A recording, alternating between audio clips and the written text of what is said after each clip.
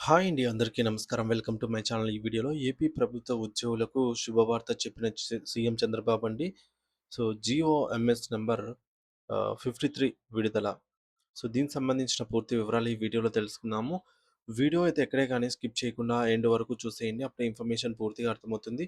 అలాగే వీడియో చూస్తున్న ప్రతి ఒక్కరు వీడియోకి లైక్ చేయండి ఫ్రెండ్స్. ఈ వీడియోని తోటి ఉద్యోగ పెన్షన్ మిత్రులతో అయితే షేర్ చేయండి. కొత్తగా మన ఛానల్ చూస్తున్న వారు ఇంకా ఎవరైనా సబ్స్క్రైబ్ చేసుకోకపోతే వెంటనే మన ఛానల్ అయితే సబ్స్క్రైబ్ చేసుకోండి. సబ్స్క్రైబ్ చేసుకోవటం వల్ల నేను చేసే ప్రతి ఒక్క వీడియో మీ వరకు రీచ్ అవుతుంది. సో, ఇక ఆలస్యం చేయకుండా వివరాల్లోకి అయితే వెళ్ళిపోదాము. ఫ్రెండ్స్, ముందుగా మనము జియోనే చూద్దాము. ఇక్కడ స్క్రీన్ పైన అయితే చూడొచ్చు friends. Ah, GOMS number 53 finance department dated on 13థ్ జూలై 2026 అంటే నిన్నటి రోజున విడుదలైందనమాట. సో, ఈ జీవోలో ఉన్నటువంటి కంటెంట్ మనం చూసుకున్నట్లయితే సబ్జెక్ట్‌లో pensions, contributory pension scheme, CPS at CPS one time option for coverage under old pension scheme OPS to eligible employees whose recruited government services after September 1, 2004. So, ఈ యొక్క జియో ఏం చెప్తుందంటే మనకి in the reference first cited the government introduced the contributory pension scheme CPS with effect from 1st September 2024 applicable to all state and state government employees retired on recruited అని చెప్పేసి ఇక్కడ.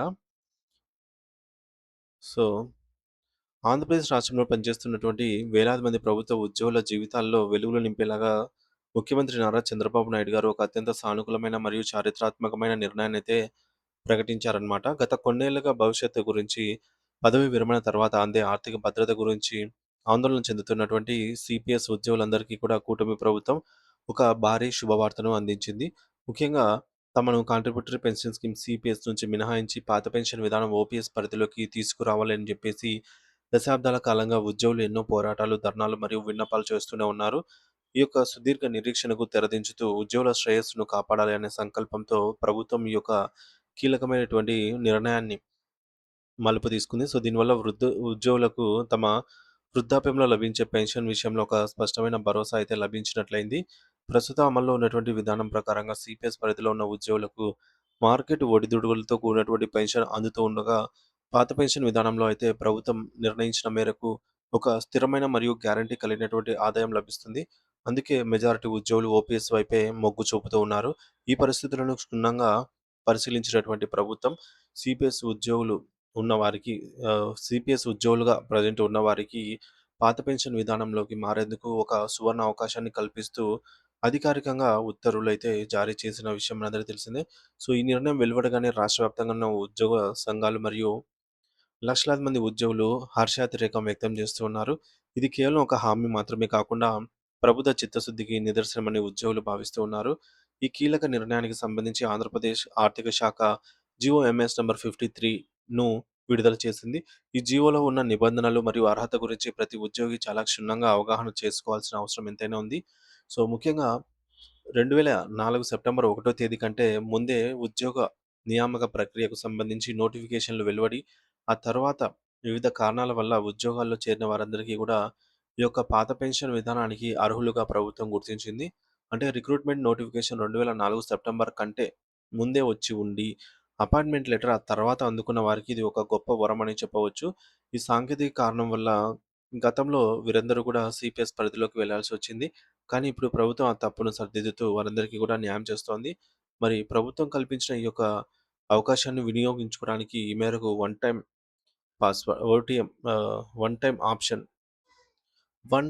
ఆప్షన్‌ను అయితే ప్రవేశపెట్టింది. అంటే అర్హులైనటువంటి ఉద్యోగులు తమ పాత పెన్షన్ విధానం కావాలా? లేక ప్రస్తుతం ఉన్నటువంటి సీపీఎస్ విధానంతోనే కొనసాగుతారా? అనేది నిర్ణయించుకొని తమ ఆప్షన్‌ను అధికారులకు సమర్పించవలసి ఉంటుంది. అయితే ఈ ప్రక్రియకు సంబంధించి ప్రభుత్వం 3 నెలల సమయాన్ని కూడా ఇచ్చిందనమాట. సో, గరిష్టంగా 3 నెలలలోపు మన నిర్ణయం ఏదైనా సరే చెప్పాల్సి ఉంటుంది. లేకపోతే డిఫాల్ట్‌గా సీపీఎస్‌లోకే కంటిన్యూ అయ్యే అవకాశం ఉంటుందన్నమాట. ఎటువంటి నిర్ణయం తీసుకోకపోతే.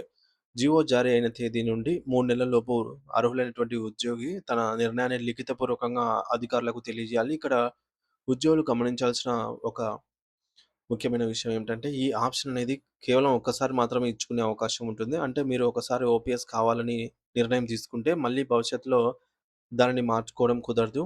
అందుకే ఈ యొక్క 3 నెలల సమయంలో ఉద్యోగి 1కి 2 సార్లు ఆలోచించుకొని, సీనియర్లతో చర్చించి, ఆర్థికపరమైన లాభనష్టాలను బేరీజు వేసుకొని, తమ ఆప్షన్‌ను ఇచ్చుకోవడం మంచిది. సో, పాత పెన్షన్ విధానం వల్ల వచ్చే ప్రయోజనాలు ఏమిటి? అలాగే సీపీఎస్‌లో ఉన్నటువంటి రిస్కు ఏమిటి? అనే విషయాలపైన పూర్తి అవగాహన అయితే పెంచుకోవాలి. ఒకవేళ నిర్ణీత గడువు ముగిసేలోపు ఏ ఉద్యోగి అయినా సరే ఎటువంటి ఆప్షన్ ఇవ్వకపోతే, వారు యథావిధిగా ఇప్పుడున్నటువంటి సీపీఎస్ విధానంలోనే కొనసాగుతారని ప్రభుత్వం తన జీవోలో స్పష్టంగా పేర్కొంది. అంటే ఆప్షన్ ఇవ్వకపోవడం అంటే సీపీఎస్‌లోనే ఉండటానికి అంగీకరించినట్లుగా అయితే పరిగణించబడుతుంది. రెస్పాండ్ కాకపోతే. ఇక గత ఎన్నో ఏళ్లుగా తమ పదవి విరమణ జీతంపై జీవితంపై ఆందోళన చెందుతున్నటువంటి వేలాది మంది ఉద్యోగులకు ఈ నిర్ణయం కొండంత అండగా అయితే నిలుస్తుంది. లక్షలాది కుటుంబాలకు ఈ జీవో ద్వారా ఆర్థిక భద్రత అయితే లభించనుంది. చంద్రబాబు నాయుడు గారు తీసుకున్నటువంటి ఈ నిర్ణయం ఉద్యోగుల పట్ల ఉత్సాహాన్ని మరియు గౌరవాన్ని బాధ్యతను చాటి చెబుతోంది. సీపీఎస్ నుండి ఓపీఎస్‌కు మారటం వల్ల ఉద్యోగులకు పదవీ విరమణ తర్వాత పెన్షన్ రూపంలో వచ్చే ఆదాయం పెరుగుతుంది. ఇది వారి కుటుంబాల ఆర్థిక స్థిరత్వానికి ఎంతగానో దోహదపడుతుందని చెప్పవచ్చు. సో, రాష్ట్ర వ్యాప్తంగా ఉన్నటువంటి అర్హులందరూ ఈ అవకాశాన్ని సద్వినియోగం చేసుకోవాలని ప్రభుత్వం అయితే సూచిస్తోంది ఫ్రెండ్స్. సో, ఓపీఎస్ అనేది బెస్టే. కాకపోతే ఒకటికి 2 సార్లు ఆలోచన చేసుకోండి. ఓపీఎస్‌లోకి వెళ్తే మళ్ళీ సీపీఎస్‌లోకి వచ్చే అవకాశం ఉండదు. సో, ముఖ్యాంశాలు చూసుకున్నట్లయితే ఆంధ్రప్రదేశ్ ప్రభుత్వం సీపీఎస్ ఉద్యోగులకు ఓపీఎస్‌లో ఎంచుకోవడానికి వన్ టైమ్ ఆప్షన్ అయితే ఇచ్చింది. ఈ మేరకు జీఓఎంఎస్ నంబర్ 53 సో, 2004 సెప్టెంబర్ 1 కంటే ముందే నోటిఫికేషన్ వచ్చిన వారు సో, జాయినింగ్ అనేది తర్వాత అయిన వారికి ఈ అవకాశాన్ని ఇచ్చిందనమాట. సో, గడువులోగా ఆప్షన్ ఇవ్వని వారు యథావిధిగా సీపీఎస్‌లోనే కొనసాగుతారని చెప్పింది.